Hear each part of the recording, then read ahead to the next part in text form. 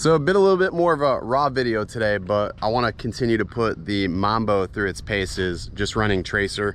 And I'm out at a spot that I've flown a couple of times already, but there's always been people here, so it's a little bit harder to fly with a lot of people, but it's actually a pretty fun spot, and everywhere else had cars today, so I didn't want to get kicked out of anywhere. But I want to test tracer out, really try to push it as far as I can here, and just sort of get some flow. So I hope you guys enjoy this video.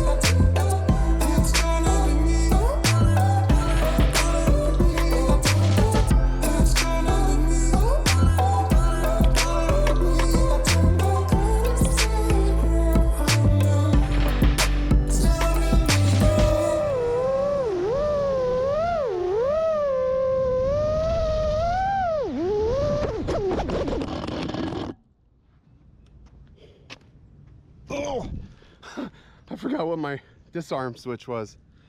Oh, I think that was it.